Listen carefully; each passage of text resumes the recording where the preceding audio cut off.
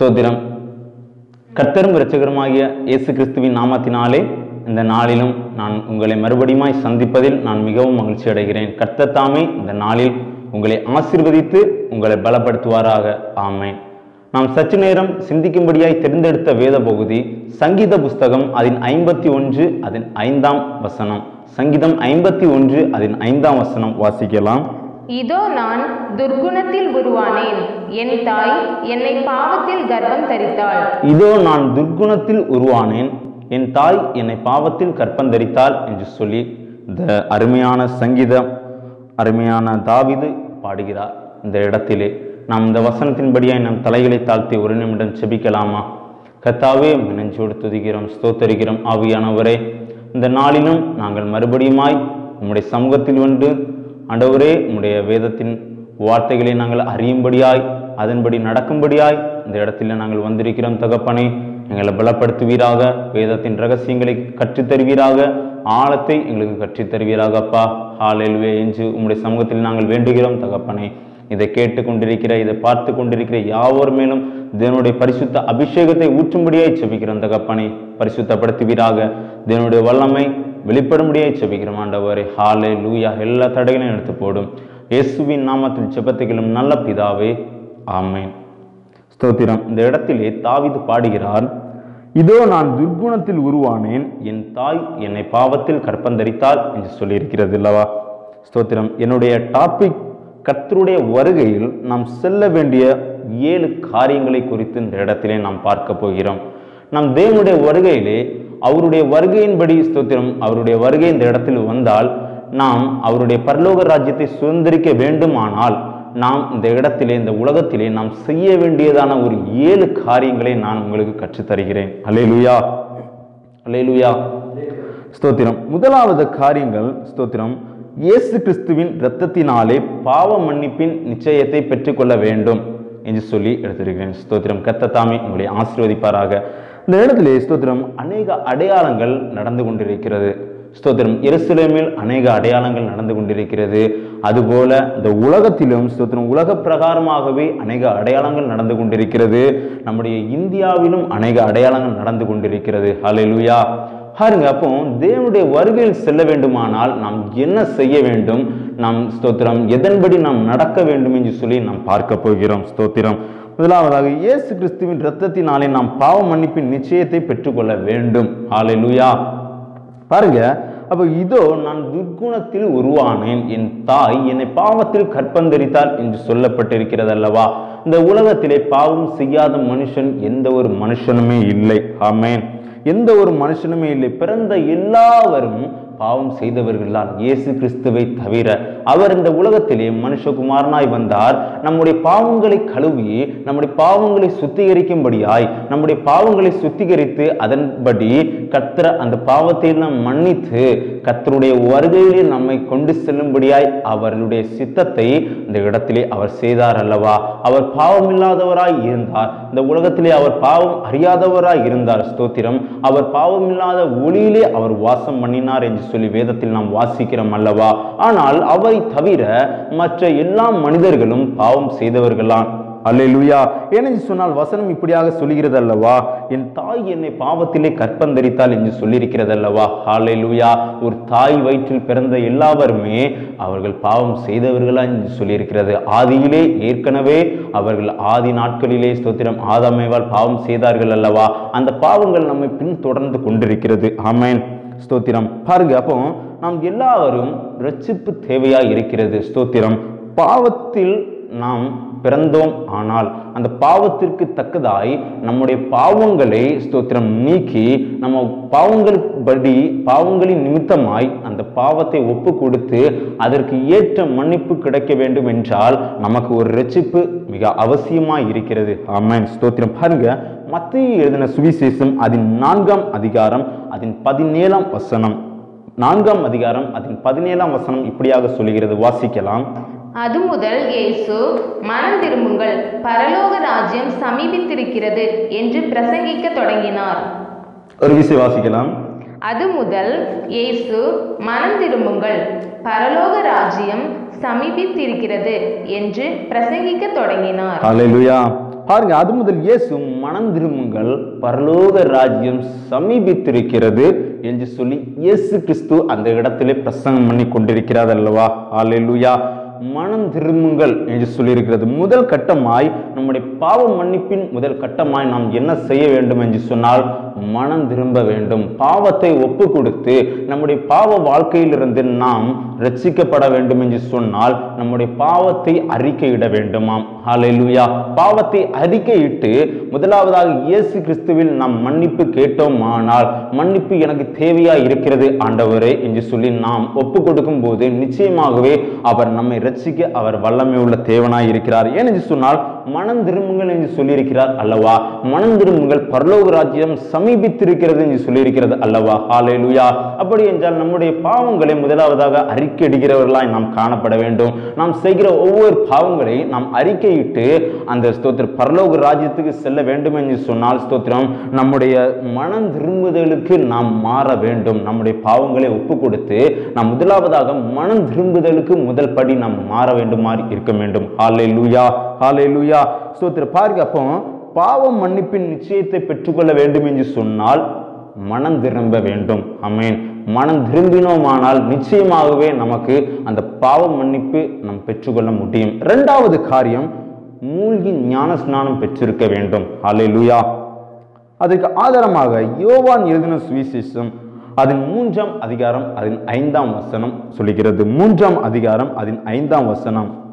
இயேசு பிரதியுத்தரமாக, ஒருவன் ஜலத்தினாலும் ஆவியினாலும் பிறவாவிட்டால் தேவனுடைய ராஜ்யத்தில் பிரவேசிக்க மாட்டான் என்று மெய்யாகவே மெய்யாகவே உனக்கு சொல்கிறேன்.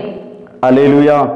பாருங்க, அப்போ இயேசு அவனுக்கு பிரதியுத்தரமாய், ஒருவன் மறுபடியும் பிறவாவிட்டால், பாருங்க, மறுபடியும் பிறவாவிட்டால் தேவனுடைய ராஜ்யத்தில் பிரவேசிக்க முடியாது என்று சொல்லியிருக்கிறார் அல்லவா இந்த இடத்திலே. பாருங்க, அப்போ ஞானஸ்நானம் என்பது ஒரே ஞானஸ்நானமாக இருக்கிறது. அநேக சபைகளிலே ஸ்தோத்திரம் தெளிப்பு ஞானஸ்நானம் என்று கொண்டு வந்திருக்கிறார்கள், குழந்தை ஞானஸ்நானம் என்று கொண்டு வந்திருக்கிறார்கள். ஆனால் அப்படிப்பட்ட அந்த ஞானஸ்நானம் இயேசு கிறிஸ்து கூறவில்லை. ஒருவன் ஜலத்தினாலும் ஆவியினாலும் பிறவாவிட்டால் தேவனுடைய ராஜ்யத்தை அவன் சுதந்திரிக்க முடியாது என்று சொல்லியிருக்கிறார் அல்லவா? ஸ்தோத்திரம். பாருங்க, அப்படியானால் இயேசு கிறிஸ்துவின் இரத்தத்தினாலே முதலாவதாக நமக்கு பாவ மன்னிப்பு உண்டாகி அதன்படியாக நாம் என்ன செய்ய வேண்டும் என்றால் மனம் திரும்ப வேண்டும். மனம் திரும்பணும் என்று சொன்னால் அந்த மனம் திரும்ப ஏற்றவாறு நாம் ஞான ஸ்நானத்தை நாம் பெற்றுக்கொள்ள வேண்டும். ஹல்லேலூயா. அப்படிப்பட்ட அந்த ஞான ஸ்நானத்தை நாம் பெறும்போது முழுமையாய் நம்மை ஸ்தோத்திரம் நம்முடைய பாவங்களை எல்லாம் கர்த்தர் அவர் மாற்றி அவர் மறந்து விடுகிற தேவனாய் இருக்கிறார். ஹல்லேலூயா. அப்படி நாம் ஸ்தோத்திரம் அந்த ஞான ஸ்நானத்தை நாம் பெறும்போது நமக்குள்ளா இருக்கிற எல்லா அசுத்தங்களை எல்லாம், நம்முடைய இருக்கிற எல்லா பாவங்களை எல்லாம், இந்த பாவ கரைகளை எல்லாம் கர்த்தர் அவர் நீக்குகிற தேவனாய் இருக்கிறார். அப்படி நீக்கும் போது நம்முடைய இருக்கிற அந்த உள்ளத்தில் இருக்கிறது ஒன்றே ஒன்று, அது பரிசுத்த ஆவியானவரின் அபிஷேகம் மட்டுமே. ஹல்லேலூயா.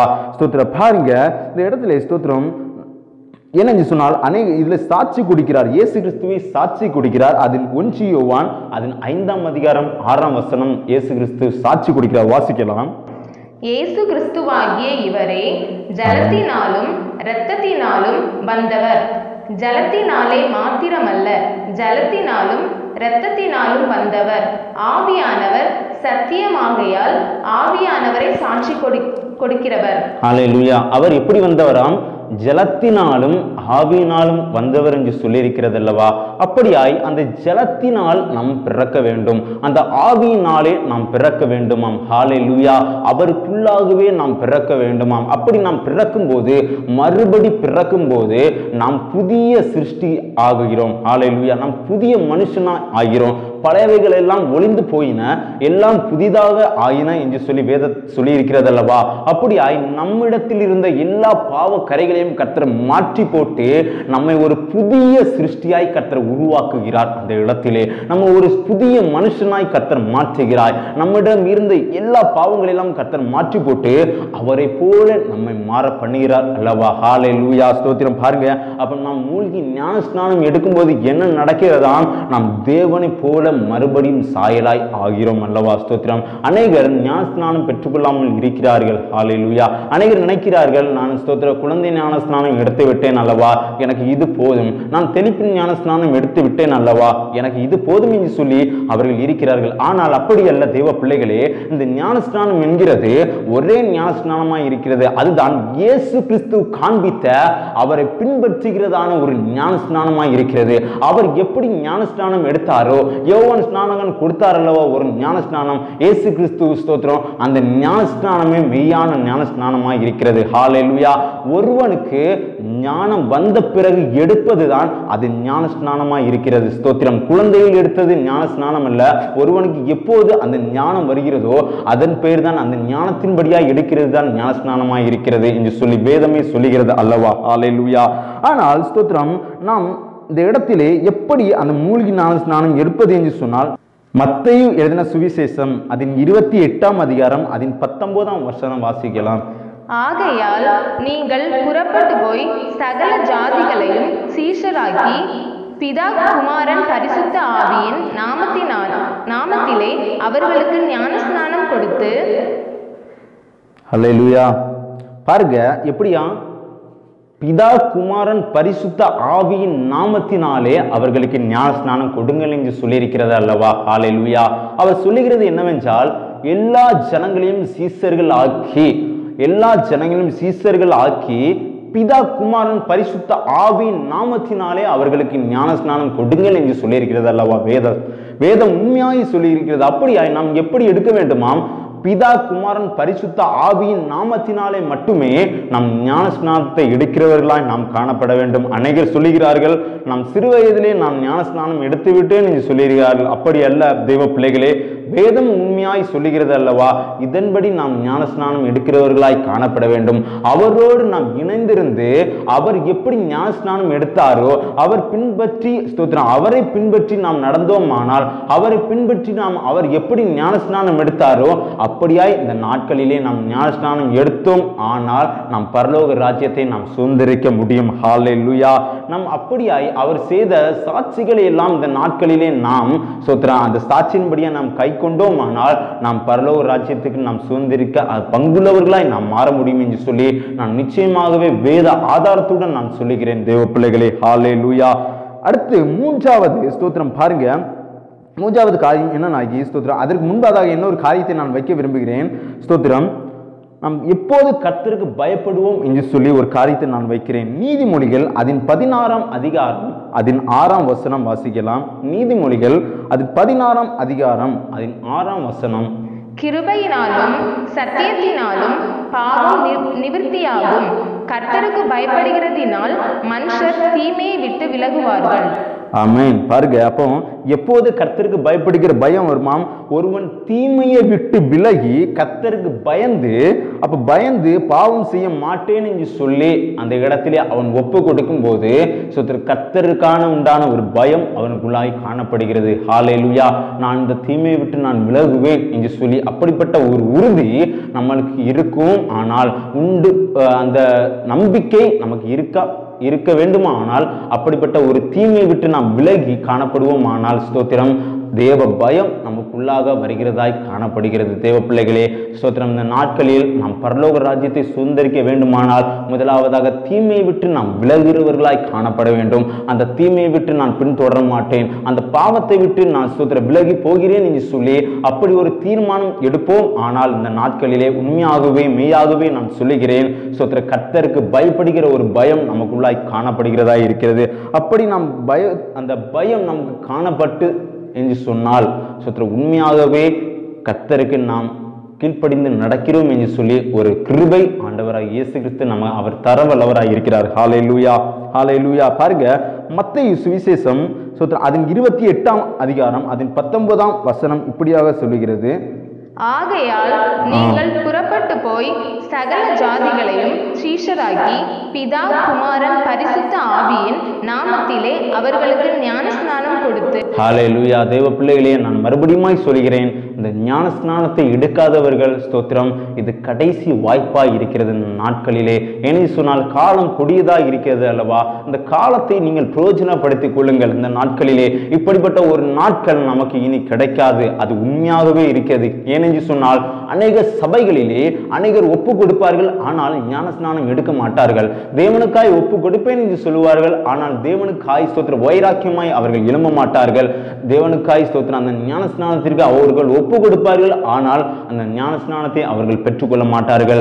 ஆனால் உண்மையாக சொல்லுகிறேன், இந்த நாட்களில் கொடிய காலமாய் இருக்கிறது. இந்த நாட்களை நீங்கள் பயன்படுத்திக் கொள்ளுங்கள். நீங்கள் ஞான ஸ்நானம் எடுக்காமல் இருப்பீர்கள், ஆனால் இந்த நாட்களிலே நீங்கள் எந்தெந்த சபைகளில் ஆவிக்குரிய சபைகளிலே நீங்கள் போய் ஸ்தோத்திரம் இந்த வசனத்தின்படியாய் பிதா குமாரன் பரிசுத்த ஆவியின் நாமத்தினாலே நீங்கள் ஞான ஸ்நானம் பெற்றுக் கொள்ளுங்கள். ஹல்லேலூயா. இப்படி நாம் ஞான ஸ்நானம் பெற்றுக்கொண்டால் மட்டுமே நாம் பரலோக ராஜ்யத்திற்கு பங்குள்ளவர்களாய் நாம் மாற முடியும் என்று சொல்லி இயேசு கிறிஸ்து அந்த இடத்திலே சொல்லுகிறார் அல்லவா? அடுத்ததாக நான் பாருங்க, எபேசியர் அதன் 4ஆம் அதிகாரம் அதன் 30ஆம் வசனம் இப்படியாக சொல்லுகிறது. எபேசியர் அதன் 4ஆம் அதிகாரம் அதன் 30ஆம் வசனம் இப்படியே சொல்லுகிறது. அன்றியும் நீங்கள் மீட்கப்படும் நாளுக்கென்று முத்திரையாக பெற்ற தேவனுடைய பரிசுத்த ஆவியை துக்கப்படுத்தாதிருங்கள். ஆமென். பாருங்க, பரிசுத்த ஆவியை பெறாமல் நாம் பரலோகத்துக்கு போக முடியாது என்று சொல்லி இருக்கிறது அல்லவா? ஹல்லேலூயா. சோத்திர பாருங்க, ஒரு முத்திரை ஆவி நமக்கு ஆண்டவராய் இயேசு கிறிஸ்து தந்திருக்கிறார். பாருங்க, முதலாவதாக பரிசுத்த ஆவியானவருடைய முத்திரை இருக்க வேண்டும் நம்ம இடத்தில். இரண்டாவதாக மிருகத்தின் ஒரு முத்திரை இருக்கிறது அல்லவா?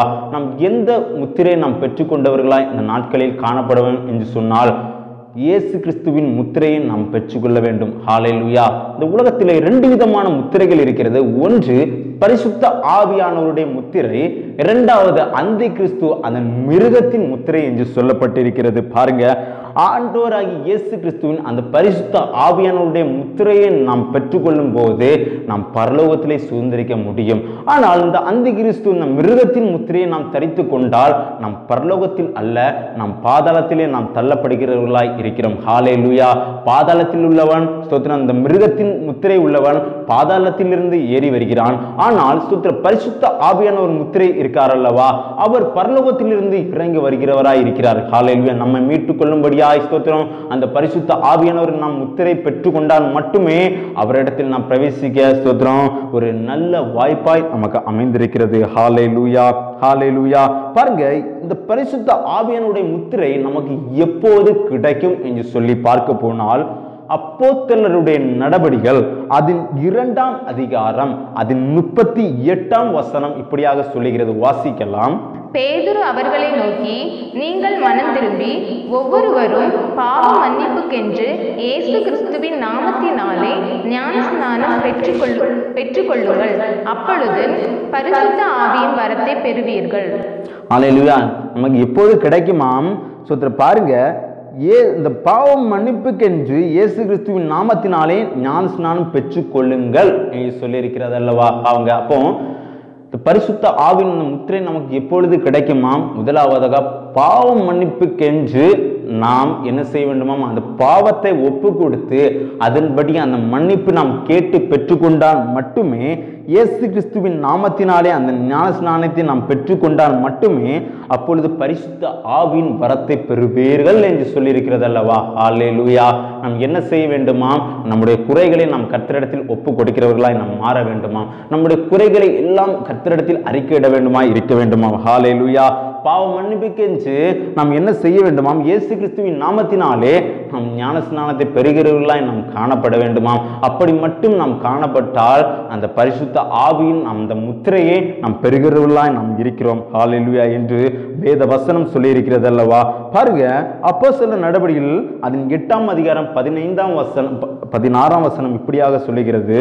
வாசிக்கலாம். இவர்கள் வந்த பொழுது அவர்களில் ஒருவனும் பரிசுத்த ஆவியை பெறாமல் கர்த்தராகிய இயேசுவின் நாமத்தினாலே ஞான ஸ்நானத்தை மாத்திரம் பெற்றிருந்தவர்களாக கண்டு அவர்கள் பரிசுத்த ஆவியை பெற்றுக்கொள்ளும்படி அவர்களுக்காக ஜெபம் பண்ணி. அல்லேலூயா. பாருங்க, அப்போ அவர்கள் வந்த பொழுது அவர்களில் ஒருவரும் பரிசுத்த ஆவியை பெறாமல் கர்த்தராகிய இயேசுவின் நாமத்தினாலே ஞான ஸ்நானத்தை மட்டும் பெற்றுக்கொண்டவர்களாய் கண்டு அவர்களில் பரிசுத்த ஆவியை பெற்றுக்கொள்ளும்படி அவர்களுக்காய் ஜெபம் பண்ணி என்று சொல்லியிருக்கிறது அல்லவா. நாம் என்ன செய்ய வேண்டுமாம்? நம் மட்டும் அந்த பரிசுத்த ஆவியை பெற்றால் மட்டும் போதாது, அது பிறருக்கும் நாம் என்ன செய்ய வேண்டுமாம்? அந்த பரிசுத்த ஆவியை பெற்றுக்கொள்ளும்படியாய் நாம் ஜெபம் பண்ண வேண்டுமாம். ஹல்லேலூயா. அப்போ அநேகர் என்ன செய்கிறார்கள்? இந்த பரிசுத்த ஆவி கிடைக்க வேண்டும் என்று சொல்லி என்ன செய்கிறார்கள்? முதலாவதாக அவர்களுக்கு தலையில் கை வைத்து அவர்கள் ஜெபிக்கிறார்கள் அல்லவா. அப்படி சொல்லவில்லை. முதலாவதாக ஜெபிங்கள், ஜெபித்து அவர்கள் மேல் கை வையுங்கள் என்று சொல்லியிருக்கிறது அல்லவா. வேதவசனம் உண்மையாகவே அப்படி சொல்லியிருக்கிறது. ஜெபம் பண்ணி நீங்கள் தலைகளில் கை வையுங்கள் என்று சொல்லியிருக்கிறது. ஆனால் அநேகர் என்ன செய்கிறார்கள் என்று சொன்னால் தலைகளில் கை வைத்து ஜெபிக்கிறார்கள். ஹல்லேலூயா. அப்படி அல்ல. வேதவசனம் இப்படியாக சொல்லியிருக்கிறது, ஜெபித்து கைகளை வையுங்கள் என்று சொல்லியிருக்கிறது. ஸ்தோத்திரம். அப்படியா இந்த நாட்களிலே நீங்கள் அநேகருக்கு ஜெபியுங்கள். நாம் மட்டும் இந்த பரிசுத்த ஆவி பெற்று கொண்டால் போதாது, பிறருக்கும் அந்த பரிசுத்த ஆவி கிடைக்க வேண்டும் என்று சொல்லி நீங்கள் பிரயாசப்பட்டு நீங்கள் ஜெபியுங்கள். கர்த்தர் தாமே உங்களுடைய ஜெபங்களை கேட்டு உங்களுக்கும் பரிசுத்த ஆவியை அவர் தரவல்லவராயிருக்கிறார். நீங்கள் ஜெபித்த நபர்களுக்கும் அவர் பரிசுத்த ஆவியை ஊற்றுகிறவராய் அவர் காணப்படுகிறார். ஹல்லேலூயா. பாருங்க, நான்காவது காரியம் வேறுபாடுள்ள வாழ்க்கை. ஸ்தோத்திரம். இந்த உலகத்தோடு ஒத்து சேரக்கூடாது என்று சொல்லியிருக்கிறது. ஹல்லேலூயா. ஒரு வேறுபாடான ஒரு வாழ்க்கை நாம் வாழ வேண்டுமாம். ஸ்தோத்திரம். அப்படி இந்த வேறுபாடான வாழ்க்கையை நாம் வாழுமானால், இந்த வேறுபாடு நமக்கு இருந்தது ஆனால் நாம் பரலோக ராஜ்யத்தை நாம் சுதந்திரிக்க முடியும். ஹல்லேலூயா. அப்போஸ்தலர் அதில் 2ஆம் அதிகாரம் அதில் 40ஆம் வசனம் இப்படியாய் சொல்லுகிறது, இன்னும் அநேக வார்த்தைகளாலும் சாட்சி கூறி மாறுபாடுள்ள இந்த சந்ததியை விட்டு விலகி உங்களை ரட்சித்துக் கொள்ளுங்கள் என்று புத்தி சொன்னான்.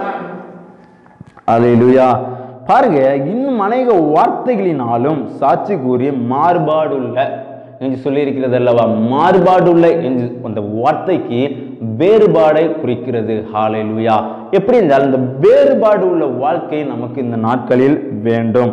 உலகத்தோடு நாம் ஒத்து சேரக்கூடாது. இந்த நாட்களிலே உலகம் நம்மை கை கழுவி விடும் இந்த நாட்களிலே. ஆனால் தேவனுடைய ராஜ்யத்தில் அப்படி அல்ல.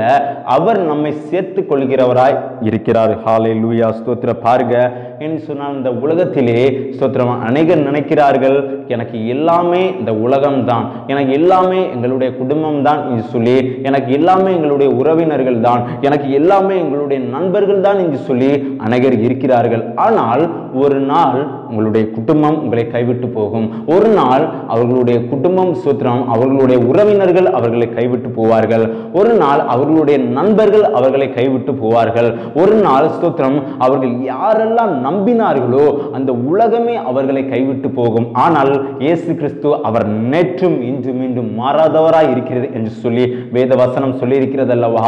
அப்படியா இந்த நாட்களிலே நாம் யாரையும் நம்ப வேண்டாம். இந்த உலகத்தோடு நாம் ஒத்து சேர வேண்டாம். ஹல்லேலூயா. வசனம் இப்படியாக சொல்லுகிறது, முதலாவதாக தேவனுடைய ராஜ்யத்தையும் அவருடைய நீதியும் தேடுங்கள், அப்பொழுது இவைகள் எல்லாம் உங்களுக்கு கூட கொடுக்கப்படும் என்று சொல்லி எழுதியிருக்கிறது. இந்த நாட்களில் நாம் முதலாவதாக எதை தேட வேண்டுமா? தேவனுடைய ராஜ்யத்தையும் அவருடைய நீதியையும் நாம் தேடும் பொழுது இந்த உலகத்தின் ஆசீர்வாதங்களும் சரி, பரலோகத்தின் ஆசீர்வாதங்களும் சரி, அவர் நமக்கு இரட்டிப்பான நன்மை அவர் திரும்ப தருகிற தேவனாய் இருக்கிறார். ஹல்லேலூயா. இந்த நாட்களில் நாம் ஸ்தோத்திரம் இந்த உலகத்தை நம்ப வேண்டாம். நம்முடைய உறவினர்களை நாம் நம்ப வேண்டாம். நம்முடைய உச்சார் உறவினர் ஸ்தோத்திரம் நம்முடைய நண்பர்களே நம்ப வேண்டாம். ஏனென்று சொன்னால் இந்த உலகத்திலே எல்லாம் மாயை என்று சொல்லி வேதம் சொல்லி இருக்கிறது அல்லவா. ஒரு நாள் அவர்கள் எல்லாம் கைவிட்ட போதிலும் ஒரு நாள் அவர்கள் எல்லாமே நம்மை கைவிட்டு விடுவார்கள். ஆனால் தேவனாய் கர்த்தர் ஒருபோதும் நம்மை கைவிடாதபடி அவர் காத்துக் கொள்கிற தேவன். ஏனென்று சொன்னால் அவர் நேற்றும் இன்றும் என்றும் மாறாத தேவனாய் இருக்கிறார். மனிதன் ஒரு வாக்கு கொடுத்தால் அந்த வாக்கின்படி அவன் நடந்து கொள்ள மாட்டான். ஒரு வாக்கு பண்ணினால் ஆனால் அந்த வாக்கின்படி அவன் ஸ்தோத்திரம் அந்த வாக்கை ஸ்தோத்திரம் அவன் தள்ளிவிட்டு உதறிவிட்டு அவனுடைய வாழ்க்கையை அவன் பார்த்து கொண்டு போவான். ஆனால் இயேசு கிறிஸ்து அப்படி இல்லை. ஒரு வாக்கு பண்ணின தேவன், அவர் வாக்கு மாறாத தேவனாய் இருக்கிறார் அல்லவா. ஒரு வாக்கு அவர் நமக்கு கொடுத்து விட்டால் அந்த வாக்கை மாறாதபடி அப்படியே அவர் செய்கிற தேவன். ஹல்லேலூயா. நாம் எதற்காக நாம் ஜெபிக்கிறோமோ, நாம் எதற்காக பாரப்பட்டு ஜெபிக்கிறோமோ அந்த ஜெபத்தை அவர் கேட்கிற அவர் தேவனாய் இருக்கிறார். கேட்டு அதன்படி நமக்கு அவர் செய்யத்தக்கதாய் நம்ம செய்ய ஒரு தகப்பனாய் அவர் இருக்கிறார் அல்லவா. ஹல்லேலூயா. ஸ்தோத்திரம். நாம் இந்த நாட்கள் நாட்களில் என்ன செய்ய வேண்டுமாம்? ஒரு வேறுபாடுள்ள ஒரு வாழ்க்கையை வாழ வேண்டுமாம். ஸ்தோத்திரம். இந்த மாறுபாடுள்ள சந்ததியை விட்டு விலகி ஓடுங்கள் என்று சொல்லியிருக்கிறார் அல்லவா? எப்படி என்றால் இந்த மாறுபாடுள்ள சந்ததி என்று சொல்லி எதை குறிப்பிடுகிறது என்று சொன்னால் இந்த உலகத்தாரே குலைக்கிறது. ஹல்லேலூயா. உலகத்தில் இருந்து, உலகத்தின் ஜனங்களில் இருந்து, இந்த உலகத்தின் இந்த விக்கிரகார ஆராதனையிலிருந்து நாம் விலகி போகும்போது, அது விலகி நாம் நடக்கும்போது, ஸ்தோத்திரம், உண்மையாகவே கர்த்தர் சொல்லுகிறார், ஸ்தோத்திரம், அப்படிப்பட்டவர்களே நான் என்னுடைய பரலோகத்திற்கு அவர்களுக்கு இடம் உண்டு என்று சொல்லியிருக்கிறார் அல்லவா? ஹல்லேலூயா. நாம் அப்படி நடக்கும்போது நாம் நிச்சயமாகவே, ஸ்தோத்திரம், நமக்கு ஒரு தைரியம் இருக்கும், நான் பரலோக ராஜ்யத்தில் நான் சுதந்திரிப்பேன் என்று சொல்லி அப்படிப்பட்டதான ஒரு உறுதி, ஒரு நம்பிக்கை நமக்கு இருக்க வேண்டும். ஹல்லேலூயா.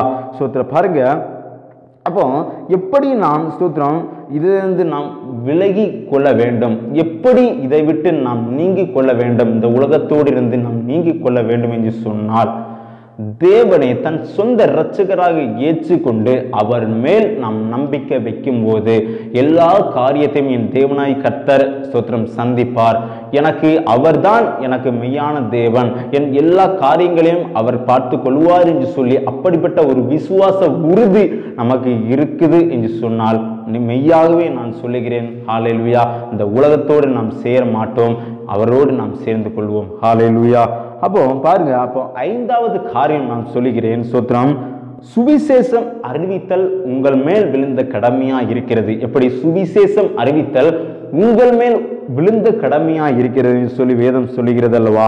1 கொரிந்தியர் அதன் 9ஆம் அதிகாரம் அதன் 16ஆம் வசனம் இப்படியாய் சொல்லுகிறது, சுவிசேஷத்தை நான் பிரசங்கிக்க வந்தும் மேன்மை பாராட்ட எனக்கு இடமில்லை, அது என்மேல் விழுந்த கடமையாய் இருக்கிறது. சுவிசேஷத்தை நான் பிரசங்கியாதிருந்தால் எனக்கு ஐயோ. ஹல்லேலூயா. ஹல்லேலூயா. பாருங்க, ஒருவர் ரட்சிக்கப்பட்டால் அவரால் நிற்க முடியாது. ஒருவன் ரட்சிக்கப்பட்டால் அவரால் சுத்தம் அந்த ரட்சிப்பை அவர்களுக்குள்ளாகவே கண்ட்ரோல் பண்ணி வைக்க முடியாது. ஏன் சொல்லுகிறேன் தெரியுமா? அப்படிப்பட்ட ஒரு ரட்சிப்பு, புதிதான ஒரு ரட்சிப்பு ஒரு மனிதனுக்குள் வந்தால் அந்த ரட்சிப்பை ஒருவனோடு அவன் பகிர்ந்து கொள்ள முடியும், ஒருவனோடு சந்தோஷமாய் பகிர்ந்து கொள்ள முடியும் அந்த ரட்சிப்பை கொண்டு. ஹல்லேலூயா. என்று சொன்னால் அப்படிப்பட்ட ஒரு சந்தோஷம் அவர்களுக்குள்ளாய் வருகிறது, அந்த ரட்சிக்கப்பட்ட ஒரு சந்தோஷம் அவர்களுக்குள்ளாய் வருகிறது. அப்படிதான் சொல்லுகிறது, சுவிசேஷத்தை நான் பிரசங்கித்து வந்தும் மேன்மை பாராட்ட எனக்கு இடமில்லை, அது என் மேல் விழுந்த கடமையாய் இருக்கிறது. சுவிசேஷத்தை நான் பிரசங்கியாதிருந்தால் எனக்கு ஐயோ என்று சொல்லி இருக்கிறது அல்லவா வேத வசனம். பவுல் சொல்லுகிறார் இந்த இடத்திலே, நான் பிரசங்கியாதிருந்தால் எனக்கு ஐயோ, எனக்கு பெரிய ஆபத்து இருக்கிறது என்று சொல்லியிருக்கிறது. ஹல்லேலூயா.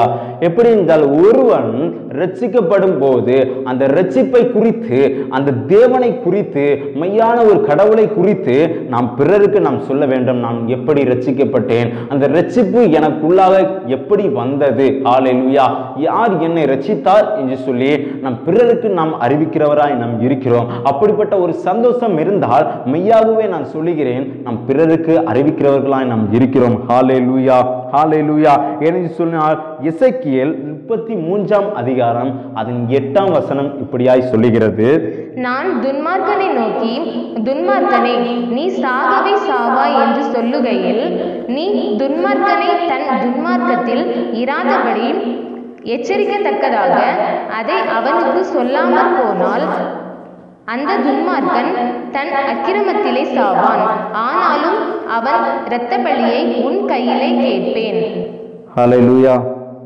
பாருங்க, அப்போ நான் துன்மார்க்கனை நோக்கி, துன்மார்க்கனே நீ சாகவே சாவாய் என்று சொல்லுகையில், நீ துன்மார்க்கனே தன் துன்மார்க்கத்தில் இராதபடிக்கு எச்சரிக்கத்தக்கதாக அதை அவனுக்கு சொல்லாமற் போனால் அந்த துன்மார்க்கன் தன் அக்கிரமத்திலே சாவான், ஆனாலும் அவன் இரத்த பலி உன்மேல் சுமரம் என்று சொல்லியிருக்கிறது அல்லவா? ஹல்லேலூயா. எப்படி என்றால், நாம் ரட்சிக்கப்பட்டு போதாது, நாம் பிறரையும் நாம் ரட்சிக்க தூண்ட வேண்டும். ஹல்லேலூயா. ஏனென்றால் சுவிசேஷம் நம்ம மேல் விழுந்த கடமையா இருக்கிறது அல்லவா? இயேசு கிறிஸ்துவை பற்றி நாம் பிறருக்கு அறிவிக்க வேண்டும். ஹல்லேலூயா. அவனையும் நான் ரட்சிக்கப்பட்டால் போதாது, அவர்களையும் நாம் ரட்சிக்கப்பட வைக்க வேண்டும். ஸ்தோத்திரம். அப்படி நாம் ரட்சிக்கப்பட வைக்க வேண்டுமானால் உண்மையாகவே சொல்லுகிறேன், தேவனுடைய வசனத்தை நீங்கள் ஸ்தோத்திரம் கை கொண்டு அந்த வசனத்தின்படி நீங்கள் கேட்டு நடந்தீர்கள் ஆனால் மெய்யாகவே அப்படிப்பட்ட ஒரு ரட்சிப்பு உங்கள் மேல் வரும். அந்த ரட்சிப்பு நீங்கள் சும்மா இருக்க மாட்டீர்கள், அந்த ரட்சிப்பை பிறர் மேல் நீங்கள் பயன்படுத்துவீர்கள். ஹல்லேலூயா. அப்படி நாம் சொல்லும்போது அந்த பரலோக ரட்சிப்பை நாம் உணர முடியும், நாம் அனுபவிக்க முடியும், அந்த பரலோக ராஜ்யத்தையும் நாம் சுதந்திரிக்க முடியும் என்று சொல்லி உண்மையாகவே நான் சொல்லுகிறேன். ஹல்லேலூயா, ஹல்லேலூயா, ஸ்தோத்திரம். பாருங்க, அப்போ நாம் எந்த ஒரு ஸ்தோத்திரம் நாம் விதைக்க வேண்டுமாம். ஸ்தோத்திரம், ஒரு விதையை நாம் விதைக்கும் போது கர்த்தர் அறுவடை செய்கிறவராய் இருக்கிறார். ஹல்லேலூயா. நாம் விதைக்க வேண்டும். வேதம் என்ன சொல்கிறது என்றால், ஸ்தோத்திரம், நான் நட்டேன், அப்பொல்லோ நீர் பாய்ச்சினான், ஆனால் தேவனோ விளைய செய்தார் என்று சொல்லியிருக்கிறது அல்லவா. ஹல்லேலூயா.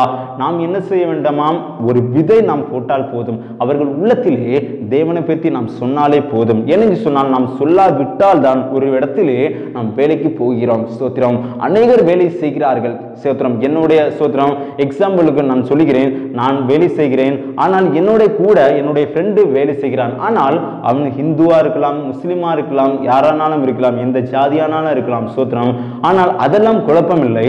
ஆனால் நான் ஒரு கிறிஸ்தவன், இயேசுவை அறிந்தவன், நான் ரட்சிக்கப்பட்டவன், என் சொந்த இரட்சகராக இயேசுவை நான் ஏற்றுக்கொண்டவன். ஆனால் நான் அவனுக்கு என்ன செய்ய வேண்டுமாம்? என் தேவனை பற்றி சொல்ல வேண்டுமாம். அவர் கூட உள்ள ஸ்தோத்திரம் பிரதர் என்ன நினைத்தாலும் சரி பிரச்சனை இல்லை, என்னை அவமானப்படுத்தினாலும் பிரச்சனை இல்லை, ஆனால் என்ன செய்ய வேண்டுமாம்? தேவனை பற்றி இந்த ஒரு விதையாவது அவனுக்குள்ளாக நாம் போட வேண்டுமாம். அது அந்த விதை என்னைக்காவது ஒரு நாள் பலன் கொடுக்கும் என்று சொல்லி அப்படிப்பட்ட ஒரு விசுவாசம் நமக்குள்ளாக காணப்பட வேண்டும். ஹல்லேலூயா. அப்படி நாம் இருந்தோமானால் தேவனாய் கர்த்தர் ஒரு நாள் அல்ல, ஏதாவது ஒரு நாள் என்ன செய்வாராம்? அதை விளைய செய்வாராம். ஹல்லேலூயா. அது ஒரு நாள் பலன் கொடுக்கிறதா இருக்கும். நாம் விதைக்க வேண்டும், ஆனால் தேவனோ அதை விளை செய்கிறவராய் இருக்கிறார். நாம் அதை தூவ வேண்டும், அந்த விதையை நாம் தூவ வேண்டும். ஸ்தோத்திரம், அவர்களுக்குள்ளாக விதைக்க வேண்டும்.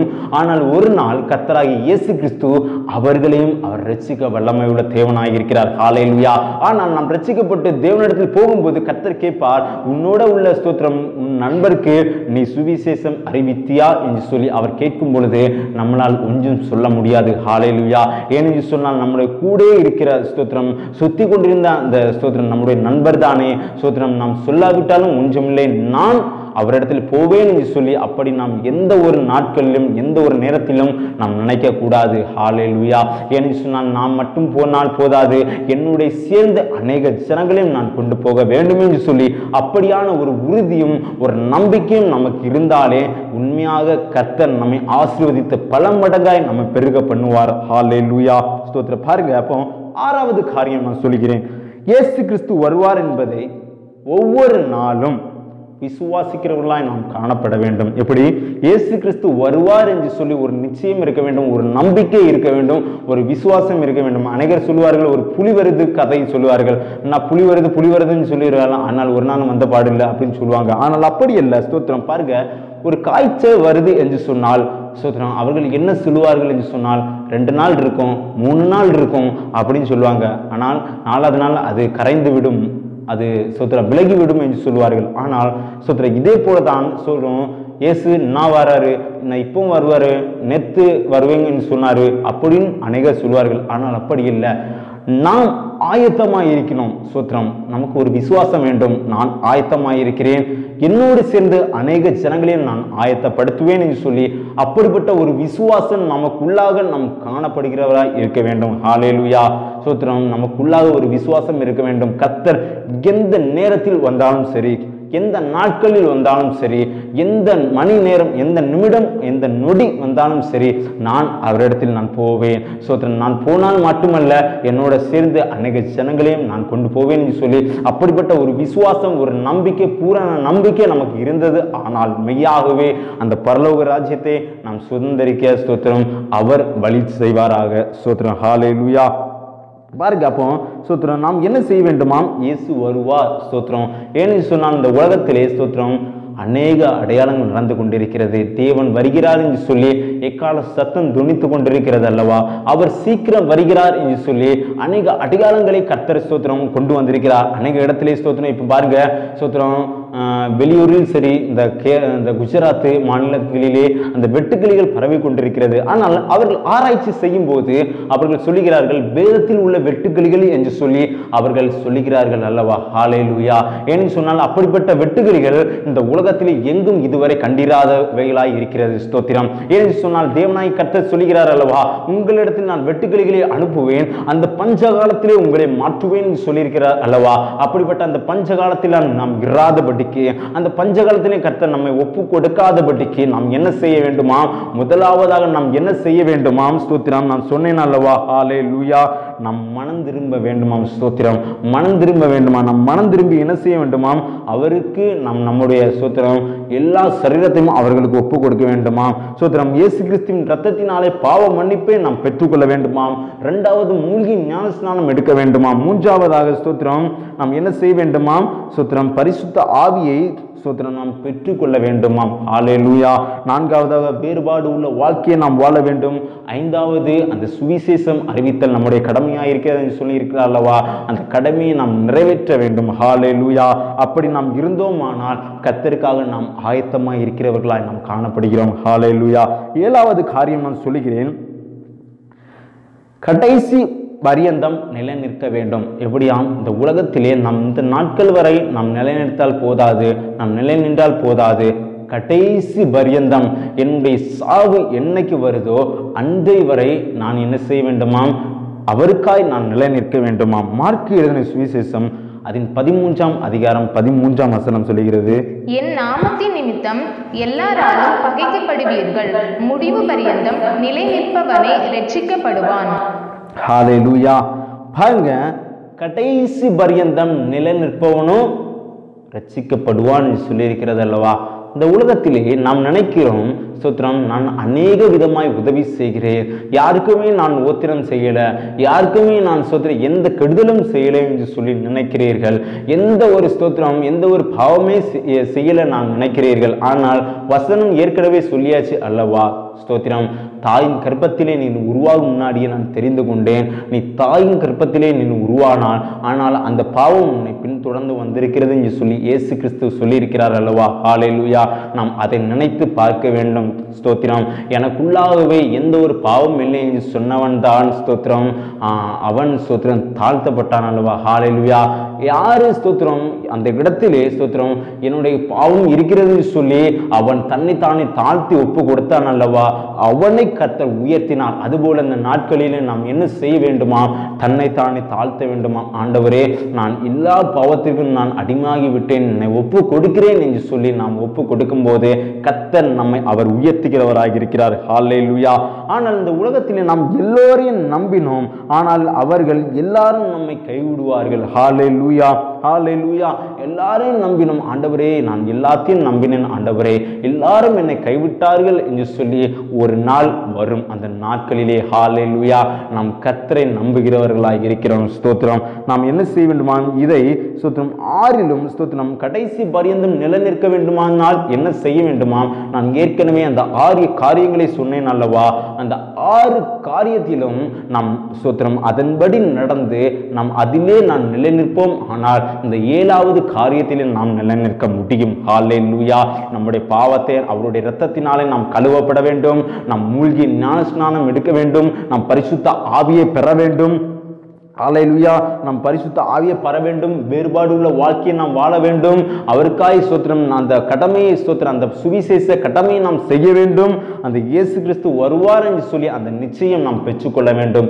இப்படிப்பட்ட அந்த 6 காரியங்களையும் ஸ்தோத்திரம் நாம் கை கொண்டு அதன்படி நாம் நடந்தோம். ஆனால் அந்த 7வது காரியத்தில் நாம் நிலைநிற்க முடியும். ஹல்லேலூயா.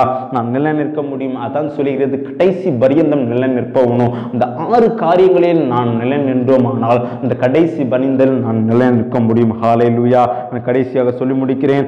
ஆகாய் எழுதின தீர்க்கதரிசியின் புஸ்தகம் அதன் 2ஆம் அதிகாரம் அதன் 7ஆம் வசனம் வாசிக்கலாம். சகல ஜாதிகளையும் அசைய பண்ணுவேன், சகல ஜாதிகளாலும் விரும்பப்பட்டவர் வருவார், இந்த ஆலயத்தை மகிமையினால் நிறைய பண்ணுவேன் என்று சேனைகளின் கர்த்தர் சொல்லுகிறார். ஹல்லேலூயா. பாருங்க, எல்லாராலும் விரும்பப்படத்தக்கவர் வருவார் என்று சொல்லியிருக்கிறது அல்லவா. இந்த ஆலயத்தை நான் நிரம்ப பண்ணுவேன் என்று சொல்லியிருக்கிறது அல்லவா. இந்த ஆலயம் எதை குறிக்கிறது என்று சொன்னால் இந்த சரீரத்தை குறிக்கிறது. ஏனென்று சொன்னால் வசனம் சொல்லுகிறது இந்த ஆலயம் தேவனுடைய ஆலயம் சொல்லியிருக்கிறது அல்லவா. இந்த ஆலயம் எப்படிப்பட்டதாம்? இது சரீரம். இந்த சரீரத்தை தேவன் ஆலயம் என்று சொல்லியிருக்கிறார் அல்லவா. இந்த சரீரத்தை ஒருத்தன் கெடுத்தால் அவனை தேவன் கெடுப்பார். அப்படியாய் இந்த சரீரத்தின் இந்த ஆலயத்திலே கர்த்தர் என்ன செய்வாரா? அவருடைய அபிஷேகத்தில் நிரப்ப அவர் வல்லமை உள்ள தேவனாய் இருக்கிறார். ஹல்லேலூயா. அவருடைய இந்த சரீரத்திலே இந்த ஆலயத்திலே அவருடைய அபிஷேகத்தை ஊற்ற வேண்டும் என்று சொன்னால் நாம் என்ன செய்ய வேண்டுமாம்? வருகிறவர் இன்னும் கொஞ்ச காலத்தில் வருகிறார் என்று சொல்லியிருக்கிறது அல்லவா. அவருக்காய் நாம் ஆயத்தம் உள்ளவர்களாய் இருக்க வேண்டும். அவருக்காய் எந்த நேரத்திலும் நாம் எதிர்பார்த்து ஸ்தோத்திரம் அந்த 5 கன்னிகைகள் அவர்கள் ஆயத்தம் உள்ளவர்களாய் இருந்தார்கள் அல்லவா. அவர்கள் எடுத்துக்கொள்ளப்பட்டார்கள் அல்லவா. அப்படியாய் நாம் எப்பொழுதும் ஆயத்தம் உள்ளவர்களாய் நாம் இருக்க வேண்டும். ஹல்லேலூயா ஸ்தோத்திரம். ஏனென்று சொன்னால் எபிரேயர் 10ஆம் அதிகாரம் அதில் 37ஆம் வசனம் சொல்லுகிறது, வருகிறவர் கொஞ்ச காலத்திலே ஸ்தோத்திரம் இன்னும் கொஞ்ச காலத்திலே வருவார், அவர் தாமதம் பண்ணார் என்று சொல்லியிருக்கிறது அல்லவா. அவர் தாமதிக்க மாட்டார். ஏனென்று சொன்னால் நாம் ஆயத்தமாய் இருக்க வேண்டும். நாம் ஆயத்தப்படும்படியாய் இந்த உலகத்திலே அநேக ஸ்தோத்திரம் ஆசபாசங்கள் நடந்து கொண்டிருக்கிறது. இந்த உலகத்திலே நாம் அதையெல்லாம் என்ன செய்ய வேண்டுமாம்? இந்த நாட்களிலே ஒப்பு கொடுக்க வேண்டுமாம். அப்படி ஒப்பு கொடுக்கும் போது அவர் சீக்கிரம் அவர் வருகிற தேவனாய் இருக்கிறார். ஹல்லேலூயா. தேவ ஜனங்களே, நான் சொல்லுகிறது ஒரே காரியம்தான். அவருடைய வருகையிலே எல்லாரும் எடுத்துக்கொள்ளப்பட வேண்டும். நாங்கள் மட்டும் போதாது, நீங்கள் எல்லாரும் இதை கேட்டுக்கொண்டிருக்கிற யாவரும் தேவனுடைய வருகையிலே எடுத்துக்கொள்ளப்பட வேண்டுமாம். ஆகவே நாம் என்ன செய்ய வேண்டுமா? இந்த 7 காரியத்தின்படி நாம் நடந்தாலே போதும், தேவனுடைய வருகையிலே நாம் எடுத்துக்கொள்ளப்படுவோம். ஹல்லேலூயா, ஹல்லேலூயா. உண்மையாக சொல்லுகிறேன், இந்த 7 காரியத்தையும் நீங்கள் கடைபிடிங்கள். கர்த்தர் உங்களை ஆசீர்வதிப்பார். அவருடைய இரத்தத்தினாலே அவருடைய பாவத்தை கழுவ வேண்டும். ஸ்தோத்திரம். அதற்கு நீங்கள் ஒப்பு கொடுங்கள்.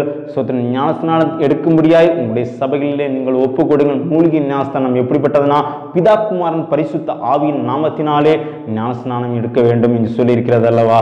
அப்படியாய் நீங்கள் அப்படிப்பட்ட அந்த ஞானஸ்நானத்தை நீங்கள் ஒப்பு கொடுங்கள். ஹல்லேலூயா ஸ்தோத்திரம். அடுத்தது என்னன்னா ஸ்தோத்திரம், அவருக்காக ஸ்தோத்திரம் வைராக்கியமாய் ஊழியம் செய்யுங்கள்.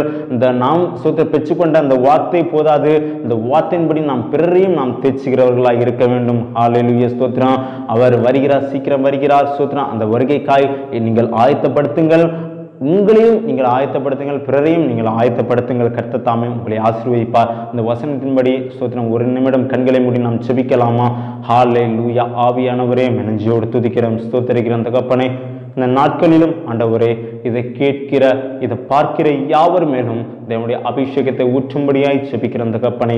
ஹல்லேலூயா. ஆண்டவரே, நம்முடைய வருகையிலே செல்லும்படியாய் ஆண்டவரே ஒரு 7 காரியங்களை நாங்கள் பார்த்தோம் தகப்பனே. இந்த 7 காரியத்தின்படியாய் எங்களை நிரப்புங்கப்பா. இந்த 7 காரியத்தின்படியாய் எங்களை நடத்துங்க ஆண்டவரே. இந்த 7 காரியத்தின்படியாய் எங்களை கீழ்ப்படிதல் செய்யுங்க ஆண்டவரே. ஹல்லேலூயா ஸ்தோத்திரிக்கிற தகப்பனே. ஆண்டவரே, நம்முடைய அன்பை நாங்கள் ருசித்து போதாது, இந்த அன்பை நாங்கள் பிறருக்கு நாங்கள் பகிர்ந்து கொடுக்கிறவர்களாய் நாங்கள் காணப்பட வேண்டும் ஆண்டவரே. ஹல்லேலூயா. ஏனென்று சொன்னால் தேவனுடைய வருகை அது சீக்கிரமாய் இருக்கிறது, அது வெகு சீக்கிரமாய் இருக்கிறது சொல்லி நாங்கள் வேதத்தில் வாசிக்கிறோம் ஆண்டவரே. அப்படியா இந்த வருகையிலே நாங்கள் எடுத்துக்கொள்ளப்பட வேண்டும் ஆண்டவரே. எல்லா ஜனங்களும் எடுத்துக்கொள்ளப்பட வேண்டும் ஆண்டவரே. ஹல்லேலூயா. நாங்கள் ஒப்பு கொடுக்கிறோம், எங்கள் பாவங்களை எல்லாம் நாங்கள் ஒப்பு கொடுக்கிறோம் ஆண்டவரே. எங்களுக்கு பாவம் இல்லை என்று சொல்லி யாரும் இல்லை ஆண்டவரே. எல்லாரும் பாவம் உள்ளவர்கள் தான் ஆண்டவரே. ஆனால் நாங்கள் ஒப்பு கொடுக்கிறோம் அப்பா. ஹல்லேலூயா. எல்லா தடைகளையும் எடுத்து போடுங்க ஆண்டவரே. தேவைகளை எல்லாம் சந்தியும் பரிசுத்தப்படுத்துங்கப்பா. ஆட்கொண்டு நடத்தும் இயேசுவின் நாமத்தில் ஜெபத்துக்கள் நல்ல பிதாவே, ஆமென். என் ஆத்துமாவை கர்த்தரை ஸ்தோத்திரி, என் முழு உள்ளமே அவருடைய பரிசுத்த நாமத்தை ஸ்தோத்திரி. என் ஆத்துமாவை கர்த்தரை ஸ்தோத்திரி, கர்த்தர் செய்த சகல உபகாரங்களையும் மறவாதே. ஆமென், ஆமென். கர்த்தர் தாமே உங்களை ஆசீர்வதிப்பாராக. இதை கேட்டு இந்த 7 காரியங்களின்படி நீங்கள் நடந்தால் போதும். இந்த 7 காரியங்களின்படி அப்படி அந்த வழியிலே நீங்கள் நடக்கும்போது நிச்சயமாகவே அந்த பரலோக ராஜ்யத்தை நாம் சுதந்திரிக்க முடியும் என்று சொல்லி நான் சொல்லுகிறேன். கர்த்தர் தாமே உங்களை ஆசீர்வதித்து பலப்படுத்துவாராக. ஆமென்.